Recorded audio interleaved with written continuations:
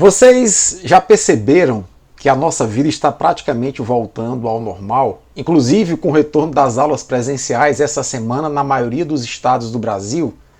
A ciência desde o início disse que nós iríamos voltar a ter a nossa vida relativamente normalizada e que isso seria uma questão de tempo. Isso porque a ciência tem o seu tempo.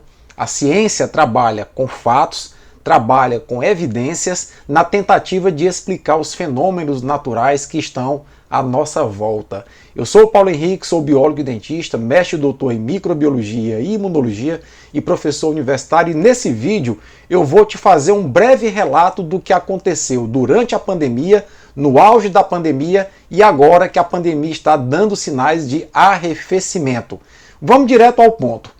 No final de 2019, começaram a surgir alguns casos na cidade de Wuhan de uma doença respiratória, de uma síndrome respiratória, e os médicos acharam aquilo muito estranho. Inclusive um médico tentou alertar o mundo sobre essa nova doença e foi contido pelo governo chinês. O médico depois, inclusive, veio a contrair a doença, que no caso é a Covid-19, e morreu da doença. Um médico oftalmologista, um médico chinês, que depois foi reconhecido como um dos heróis dessa pandemia. Pois bem, aqui no canal, em janeiro de 2020, ou seja, mais ou menos aí 40, 50 dias após a epidemia de Covid surgir em Wuhan, a gente dava um alerta de que era necessário que as autoridades do Brasil atentassem para o monitoramento de portos, aeroportos, postos de fronteira, porque aquela epidemia estava se transformando numa pandemia, estava assumindo características de pandemia, que é uma doença descontrolada, ou seja, uma epidemia que se alastra por vários continentes. Aquela altura, dia 28, aquelas alturas, né, dia 28 de janeiro, a doença já tinha chegado na Europa, tinha chegado nos Estados Unidos e era uma questão de tempo chegar ao Brasil. Mas aqui a gente não deu muito ouvidos à ciência. Aqui se insistiu numa negação de se tentar encarar a doença como uma gripezinha, como um resfriadinho, e que o histórico de atleta iria proteger as pessoas dessa doença. Alguns, como o deputado Osmar Terra, andou dizendo que não iam morrer mais do que 1.000 pessoas de Covid-19 no Brasil, e já se vão mais de 600 mil brasileiros mortos, a maioria de forma desnecessária. Exatamente porque segmentos importantes do governo brasileiro influenciaram segmentos importantes da sociedade a não acreditar na importância da pandemia. Alguns países, como Nova Zelândia, como o Vietnã, adotaram medidas restritivas muito intensas no início do ano passado e jogaram por terra aquela tese de que o fique em casa, deixa a economia para depois, iria afundar as economias dos países. Ou seja, os países que enfrentaram de frente a doença foram os países que se saíram melhor e que se livraram primeiro da pandemia de Covid-19. O Vietnã, que é um país pobre que faz fronteira com a China, do tamanho do Maranhão, com a metade da população do Brasil no seu interior, conseguiu vencer a pandemia com pouco mais de 100 óbitos pela doença. Isso mesmo, 100 mortes. Então, se isso fosse extrapolado para o Brasil, nós teríamos 200 mortos por Covid-19.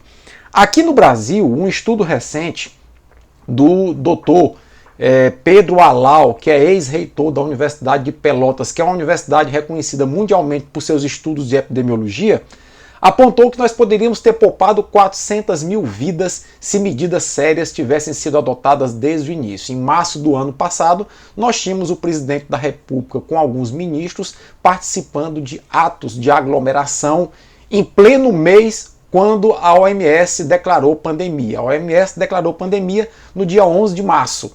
E em março, os atos antidemocráticos pedindo a ditadura, pedindo o AI-5, o fechamento do Congresso, o fechamento do Supremo, pipocavam em Brasília com a participação do nosso presidente e de alguns ministros completamente alheios à chegada da pandemia aqui no Brasil.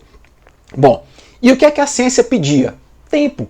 Nós precisamos compreender a fisiopatologia dessa nova doença, nós precisamos compreender a dinâmica de transmissão dessa doença, nós precisamos buscar encontrar ferramentas, quer sejam medicamentos, quer sejam vacinas, para enfrentar o problema. E o tempo que a ciência pedia qual era? Fiquem em casa naquilo que puderem, quando saírem utilizem máscara, mantenham o distanciamento, evitem a aglomeração para reduzir a circulação do vírus e assim nós cientistas ganharmos tempo para buscar as alternativas. Bom, e aí rapidamente no esforço mundial a ciência descobriu e inventou várias vacinas contra a Covid-19. Os negacionistas começaram a criticar. Esse desenvolvimento de vacina foi muito rápido, as vacinas estão em fase experimental. Nada disso, gente.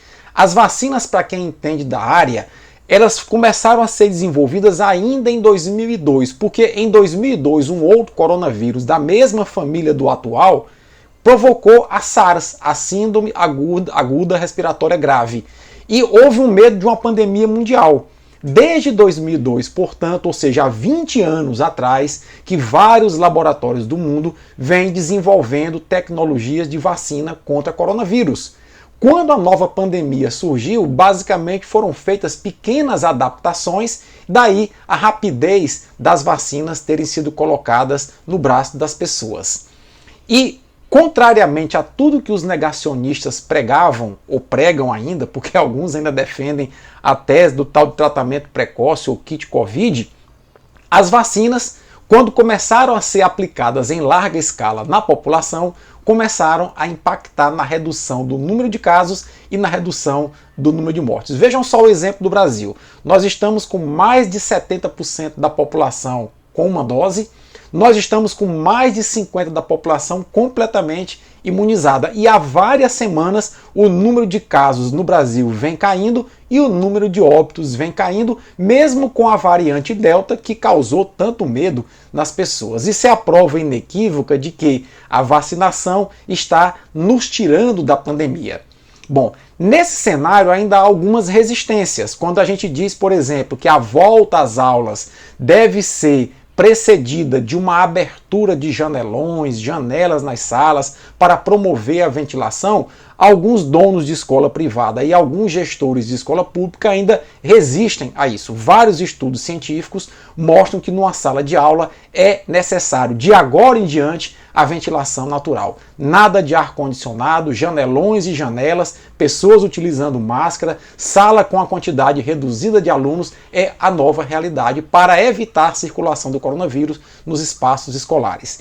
E a gente ainda ouve algumas pérolas, como por exemplo, eu ouvi de uma diretora de escola privada aqui em Teresina a seguinte frase: eu não tomei a vacina e os meus filhos não vão tomar a vacina. Criança não adoece mesmo. Então, quer dizer, são algumas pérolas que a gente ainda ouve de pessoas que negam a importância da ciência. Algumas outras pérolas nós chegamos em escola, por exemplo, que deram uma pintura nova, colocaram tapete sanitizante e o termômetro para medir a temperatura das pessoas na entrada da escola. Mas as salas continuam fechadas e continuam climatizadas, ou seja, isso não vai adiantar nada. Então, é muito importante que a gente pegue esses exemplos que eu citei da ciência. A ciência foi acertando em tudo. Isolem, evitem aglomeração, mantenham distanciamento, utilizem máscara, até a gente começar a vacinar, que vai começar a diminuir. Está tudo dando certo, tudo de acordo com o que a ciência preconizou. A ciência está dizendo, voltem às aulas, mas voltem às aulas com janelas abertas, janelões, salas de aula com a metade da quantidade de alunos, fazendo um rodízio, até estar todo mundo vacinado. As crianças não foram vacinadas ainda, tá? A ciência está avisando mais uma vez. E algumas pessoas insistem em não acreditar no que a ciência diz. Então é muito importante que a gente aprenda essas lições dessa pandemia, porque certamente ela não vai ser a última. Outras pandemias virão, como outras vieram no passado, e tudo isso ocorreu no passado. Toda pandemia, charlatões, negacionistas, curandeiros, oportunistas tentam se aproveitar do medo das pessoas para pregar as suas teses mirabolantes, mas em todas elas foi a ciência que apontou a saída, foi a ciência que apontou o caminho para a humanidade, e nas pandemias que virão não será diferente. Felizmente, na atual pandemia, muita coisa está documentada nas redes sociais, na forma de vídeo, na forma de matérias que poderão ser resgatadas no futuro para mostrar como um grupo de pessoas negacionistas que não acreditam na ciência tentam melar o esforço da humanidade para sobreviver às pandemias. Acredite na ciência, tenha consciência. Se gostou dessa reflexão, compartilha para esse vídeo ganhar relevância no YouTube e a gente combater as fake news e os negacionistas. Tchau, até a próxima.